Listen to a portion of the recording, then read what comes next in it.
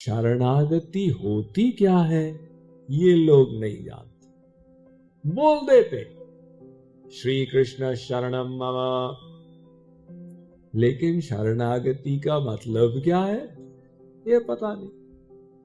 कुछ भोले भाले लोग सोचते हैं भाई अपने दुकान में एक स्टिकर लगा दो, श्री कृष्ण शरणम मम, यमदूत आएंगे उनको स्टिकर दिखा देंगे, हम शरणागत तो है। कुछ लोग कहते हैं भी दिन में जो करना है करो, रात को सोते समय बोल दो रामार्पणमस्तु, सर्वम श्री कृष्णार्पणमस्तु, और शरणागत हो गए। तो ये जोकरी वाली शरणागति।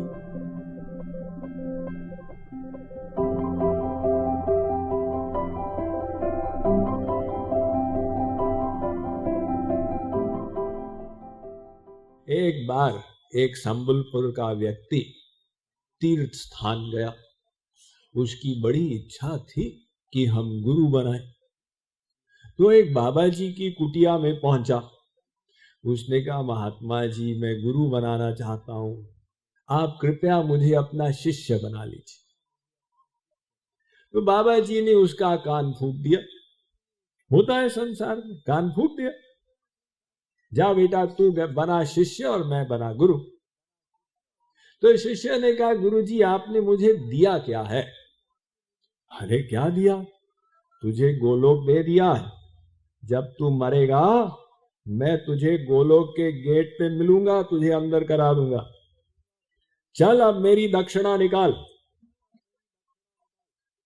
शिष्य ने कहा गुरुजी दक्षिणा में हमने आपको संबलपुर दे दिया, और अगर आपकी ऐसी आग्रह है तो झारसुगुड़ा भी दे देते हैं, और जिद है तो बरगढ़ भी ले लीजिए। गुरुजी ने कहा बदमाश, ये संबलपुर झारसुगुड़ा बरगढ़ तेरे बाप का है कि तूने मुझे दे दिया? शिष्य ने कहा गुरुजी ये गोलोक क्या आपके बाप का है कि आपने मुझे दे दिया? अब ये तो जोकरी वाली शरणागति है ना। तो असली शरणागति क्या है? भक्ति रसामृत सिंधु में एक श्लोक आया जो वायु पुराण में भी है और अहिर्बुद्धनी संहिता में भी। ये श्लोक कहता है कि शरणागति के 6 अंग हैं। आनुकूल्यस्य संकल्पः, प्रातिकूल्यस्य वर्जनम, रक्षिष्यतीति विश्वासो, गोप्तृत्वे वर्णन तथा आत्मनिक्षेप कार्पण्ये षड्विधा शरणागति। ये श्लोक कहता है कि ये 6 अंग से युक्त शरणागति हो तो फिर भगवत कृपा से माया निवृत्ति हो और भगवत दर्शन। ऐसा नहीं है कि साहब हमने 6 में से 5 का पालन कर दिया तो हमको 70% भगवान दिख जाए, जब 6 का पालन होगा तो 100% दर्शन हो, कम किंतु अभी 70% तो हो जाए। भगवान कहते हैं ऐसे नहीं होता है। अगर आप लोहे को के निकट पारस को लाएं, ये पारस ये लोहा, तो मात्र निकट लाने से वो सोना नहीं बनता, एक बाल भर का अंतर रह गया फिर भी सोना नहीं बन रहा। जब छू गया तब जाके पारस लोहे को सोने में परिवर्तित करता। इसी प्रकार से श्री कृष्ण ने कहा माम एकम शरणम व्रज। अर्जुन जब पूर्ण शरणागति होगी तब वो कृपा होगी। इसलिए 6 के 6 पॉइंट को हमें गंभीरता से समझना है और उनको अपने जीवन में उतारने का प्रयत्न करना है। अच्छा स्वामी जी कौन से हैं ये 6 पॉइंट इतने महत्वपूर्ण? पहला पॉइंट, अपने शरण्य, जिसकी हम शरण में जा रहे हैं, यानी भगवान और भगवान का प्रतिनिधि जो हमारा टीचर है गुरु, अपने शरण्य की इच्छा में ही इच्छा रखना। जैसे मीराबाई ने कहा था, यदि श्री कृष्ण मुझे मुस्कुराए तो मुस्कुरा दूंगी, यदि वे चाहे मैं रो लूं तो रो दूंगी, यदि वे अपनाए तो ठीक, ठुकराए तो ठीक, चक्र चला के हत्या करना चाहे तो ठीक, लेकिन उनकी इच्छा में मैं प्रसन्न रहूंगी। इसलिए मेरे तो गिरिधर गोपाल दूसरा न कोई, जाके सिर मोर मुकुट मेरो पति सोई। ये एक संत के द्वारा शरणागति के भाव की अभिव्यक्ति। हम जिद नहीं करेंगे भगवान आपको ऐसे करना है, हम तो शरणागत हैं, हमारा दास्य धर्म है आपकी इच्छा को में हमें अपनी इच्छा को रख के प्रसन्न होना। तो ये शरणागति का पहला पॉइंट बना। अब शरणागति का दूसरा पॉइंट ये क्या है? प्रातिकूल्यस्य वर्जनम। अपने शरण्य हरि गुरु की इच्छा के विपरीत इच्छा नहीं रखना। ये पहला ही पॉइंट है, लेकिन उसको मजबूत बनाने के लिए उसको उल्टा के काट दिया, जिसे इंग्लिश में कहते हैं डबल नेगेटिव। तो पहले का उनकी इच्छा में इच्छा रखना, अब कह दिया उनकी इच्छा के विपरीत इच्छा नहीं रखना। क्या भगवान चाहते हैं कि हम अधर्म करें? नहीं, तो फिर अधर्म की इच्छा नहीं रखना। क्या भगवान चाहते हैं कि हम उनके प्रति कंप्लेंट करें? नहीं, तो भगवान के प्रति कंप्लेंट मत करना। अब देखिए, कर्म करना जीव के हाथ में, लेकिन फल देना भगवान के हाथ में। इसलिए जीव अपना कर्म सावधानी पूर्वक करे, कर्मण्येवाधिकारस्ते। कर्म करने के बाद भगवान जो भी फल दे उसमें शोक न करना, चिंता न करना, भगवान को कंप्लेंट न करना, भगवान आपने मेरे साथ ऐसा क्यों किया। जहां हम ये बात ले आए मन में, भगवान ने मेरे साथ ऐसा क्यों किया, तो बस समझिए शरणागति खत्म हो गई। शरणागति का मतलब तुम कर्म करो और भगवान जो भी दे सहर्ष स्वीकार करो। शरणागति का दूसरा पॉइंट हुआ। तीसरा पॉइंट, वो मेरी रक्षा कर रहे हैं ऐसा विश्वास होना। भगवान तो विश्वंभर हैं, संपूर्ण विश्व का भरण पोषण करने वाले। देखिए, संसारी पिता भी तो बच्चों की देखभाल करता है। अगर बच्चा कहे पिताजी कल आप मुझे भोजन देंगे क्या, बाप कहेगा इतना अविश्वास, ये डाउट करता है कि इसको भोजन मिलेगा या नहीं मिलेगा। तो हम लोग क्यों डाउट करते हैं कि भगवान हमारी देखभाल कर रहे हैं कि नहीं कर रहे। भोजनाच्छादने चिंता वृथा कुर्वन्ति वैष्णवा, योऽसौ विश्वंभरो देवो स भक्तान् किमुपेक्षते। भगवान सब प्राणियों का भरण पोषण करते हैं। खरबों चींटियां हैं, देखिए। अब क्या आपने देखा कि वहां पर 50 लाख चींटियां भूख से मर गई। एक बार ऐसी विनोद की कथा है कि विष्णु जी क्षीर सागर में अनंत शेष पर लेटे हुए थे और लक्ष्मी जी उनकी चरण सेवा कर रही थी। तो विष्णु ने कहा, अरे लक्ष्मी बहुत काम करना पड़ता। लक्ष्मी ने कहा, महाराज क्या काम करते हैं आप, तो यहां पर आप शयन करते रहते हैं, मैं आपके चरण दबाती रहती हूं, आप कहते हैं आप बड़े व्यस्त हैं, कौन सा काम।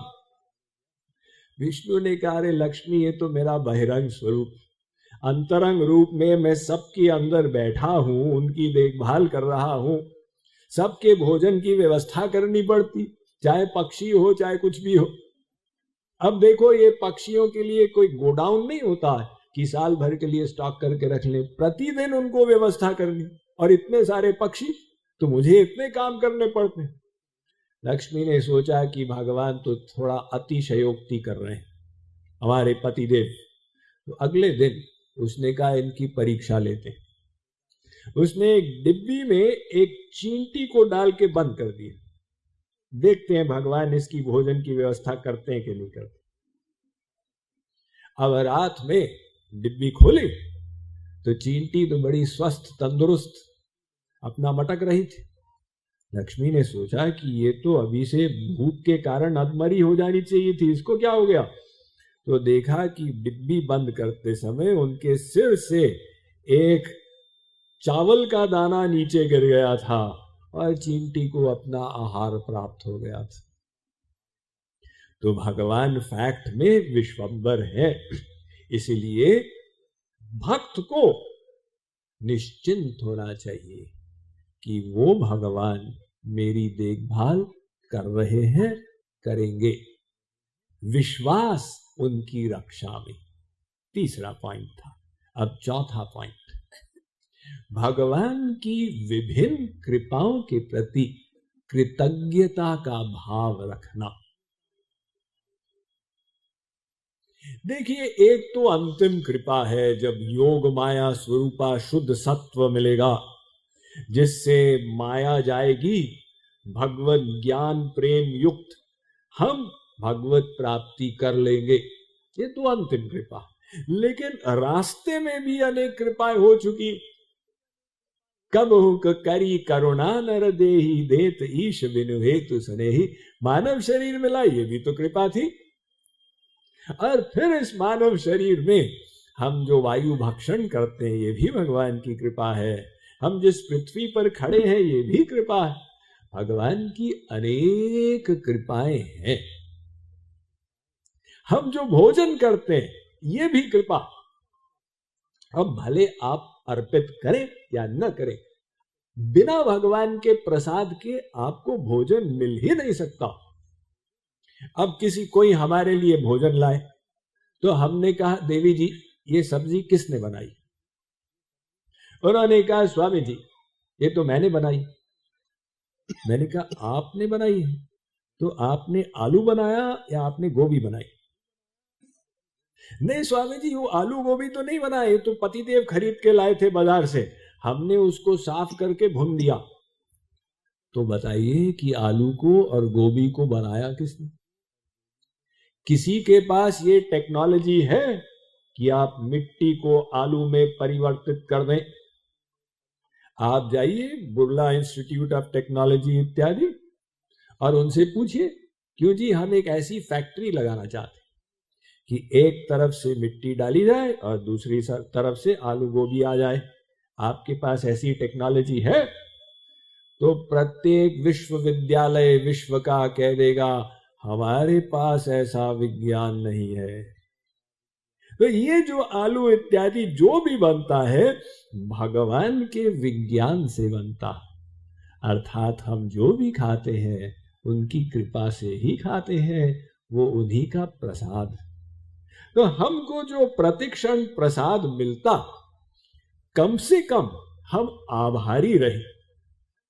जैसे बाप बेटे के लिए प्रयत्न करता, अपना पेट काट के बेटे के पेट को भरता।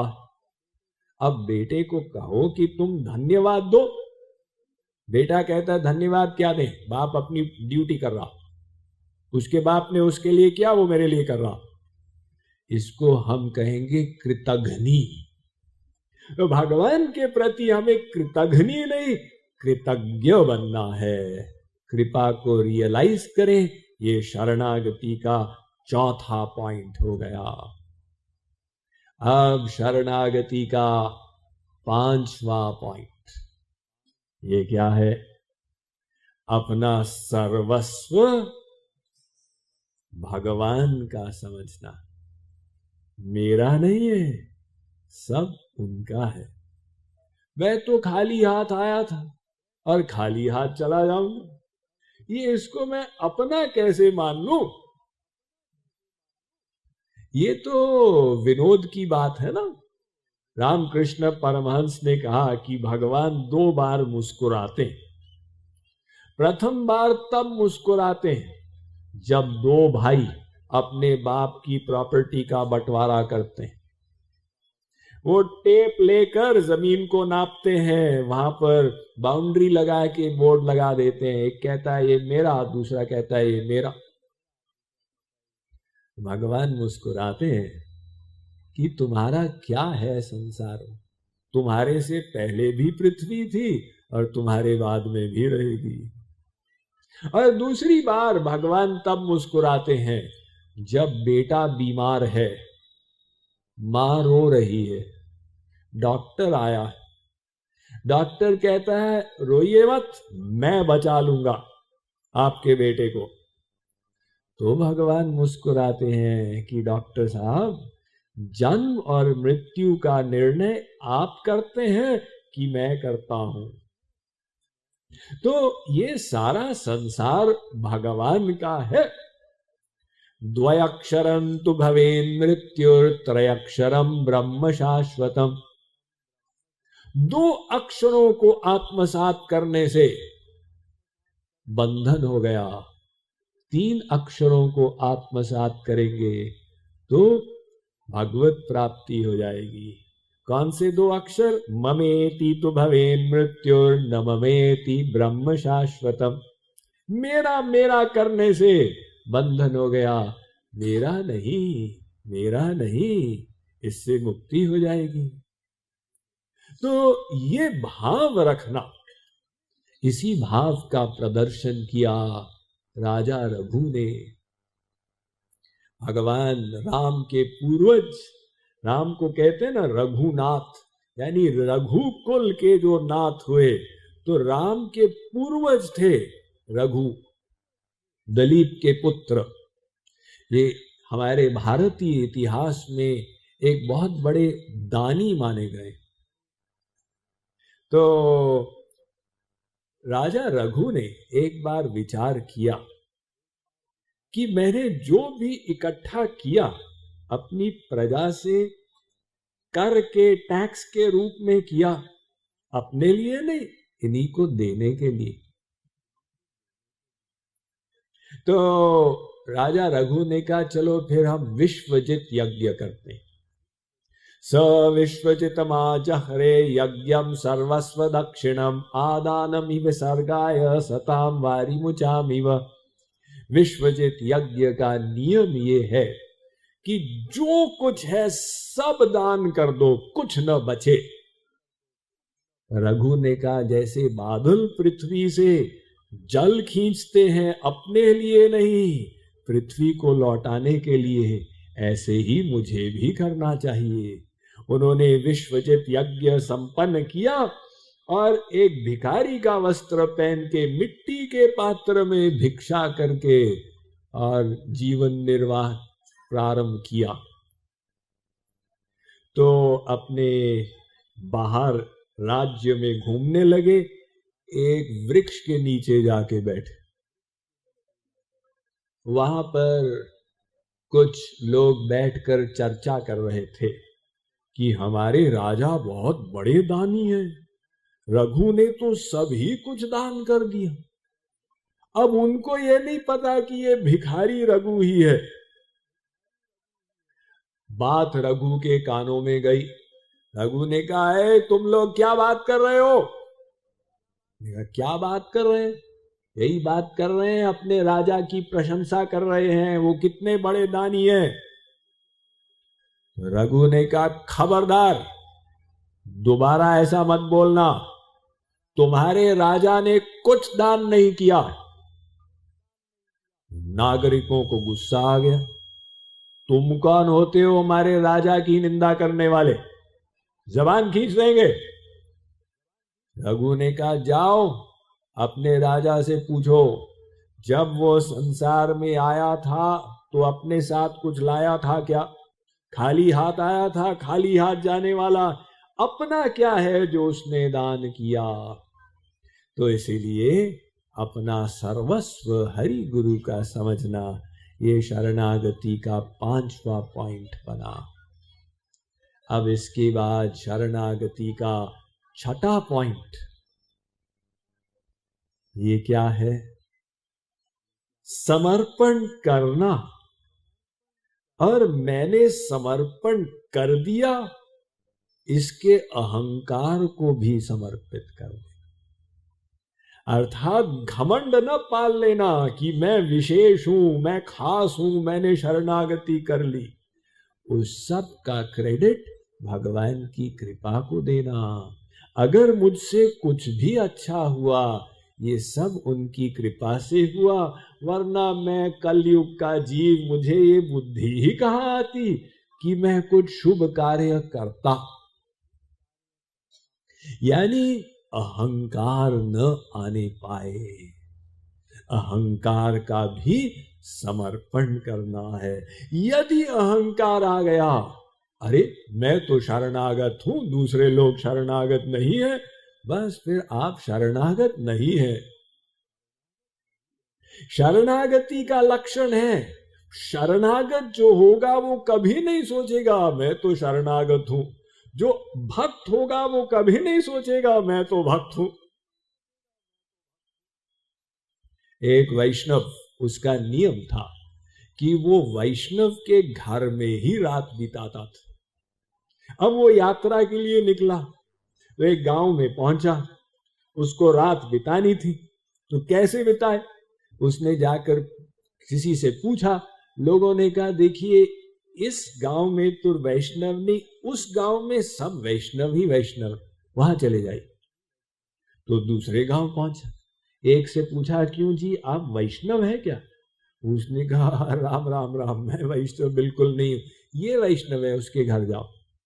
उससे पूछा, उसने कहा अरे जय श्री कृष्ण, मैं वैष्णव तो हूं नहीं, वो वैष्णव है उसके घर जाओ। अब 10 घरों में उसने घूम लिया, कहते सब कहते मैं वैष्णव नहीं हूं। तब उसको वैष्णवता का रहस्य पता चला कि वो वैष्णव ये नहीं कहेगा मैं तो विष्णु का भक्त हूं, कहेगा मेरे पास तो भक्ति का लवलेश भी नहीं है। ये दीनता, ये शरणागति का छठा पॉइंट। भगवान कहते हैं कि भाई देखो ये 6 पॉइंट से युक्त शरणागति तुम कर लो, बस। मैंने सब धर्म शास्त्रों में, सब ग्रंथों में, सब पंथों में, सब संतों के माध्यम से कहलवा दिया कि बस तुम्हारी शरणागति हो गई और मेरी कृपा भी हो जाएगी।